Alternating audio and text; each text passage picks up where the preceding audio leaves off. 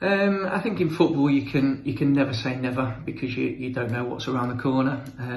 I think if I'm being honest at the minute, I'd say it's unlikely, just because I've spent so much time there. I think I spent a lot of time with the fans in the football club, and I was a little bit hesitant doing these question and answers, if I'm being honest, because you've heard me a lot of times over the last 10 years plus. So I think sometimes it's good to have new challenges and open new doors in your life. And I'm in a fantastic place at the minute, which I'm thoroughly enjoying, and I wouldn't change for the world. So at the minute, I'd say it's a long shot, but it's obviously got a special place in my heart, somewhere that I've spent a lot of time, got a lot of memories, a lot of good memories, a lot of relationships there.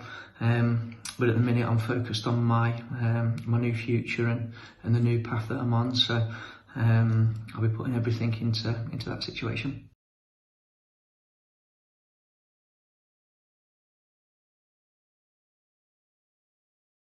I think a lot's been said over that situation and that period of time by a lot of people.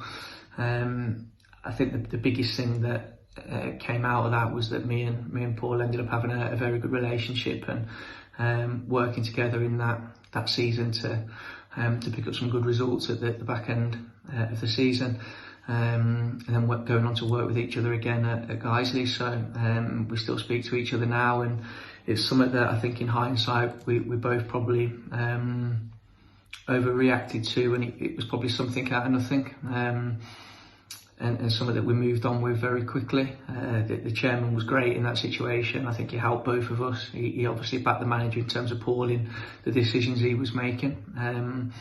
And we managed to get together, bang our heads together, have a great chat, and get back on board with what the focus was at the time. So again, another experience in terms of coaching, managing the football world, and something that I learnt from.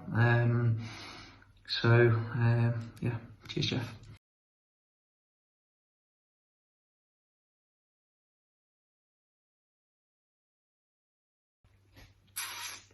I think the signings come into different categories that we made. I think in the first season, obviously being in a relegation battle when we took over, the January window was massive for us.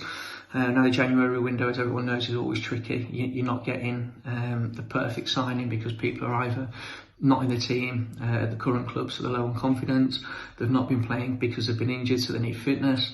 So unless you're going to go out there and spend fantastic money, you're not going to get the perfect signing. So I think in that first season, in the January, people like Ricky Ravenhill, Rainsy, Junior Brown, people like that were really big signings for us. With Dane Oliver, people that at the time people probably didn't realise what a great job they were doing for us, but they helped keep us in the league, and they put a lot of effort into that. So they were really important signings for us in that time. In the following season then, we put a lot of detail into our recruitment. Mickey Moore worked tirelessly that summer to do some real good homework for us on players, people like Mal Benning, Christian Pearce, Nathan Thomas. Obviously we bought Greedy back, which was great. Reece Bennett, real big players for us that have gone on now to have great careers, and at the time we took them from situations where either some of them didn't have clubs, they weren't in the team, they weren't in the picture, and we managed to bring them in and make them into quality players and good signings for the club. So I couldn't pick one, but I think all the signings over different periods of the time were important for different reasons. I think that showed over the course of the years.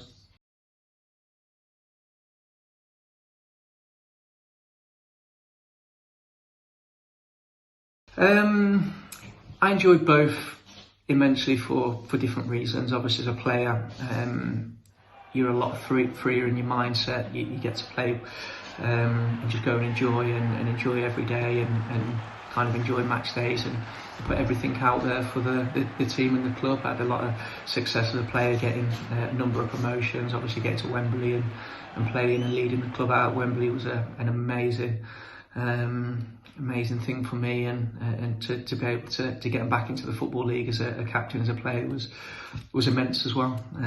But as a manager, to be able to be the youngest manager in the Football League at 32 and have that opportunity for a club that I've been at for so long was again incredible. And to have so many learning experiences as a coach and as a manager over the few years there was also amazing. So I wouldn't change either of them, to be honest with you, and I couldn't pick one being better than the other. They were both massively important in my career, and will both live with me till the day I die. So couldn't pick one. Both excellent. Both will have a massive part in my kind of history and my own memories. So yeah.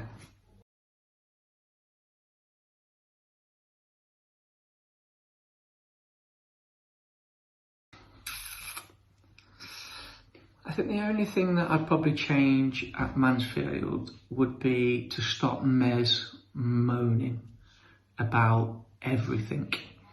I've never known anyone moan so much in all my life. He will moan about the littlest thing, but he's still a top man, but I'd still stop him moaning.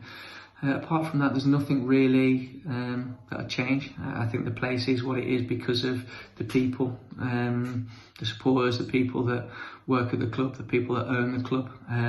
They're fantastic people, so I wouldn't change anything about it. I think if you did change anything about it, it wouldn't be the place that it is, and it would lose its value and its history. So no, we'll stop Mez moaning, but apart from that, nothing.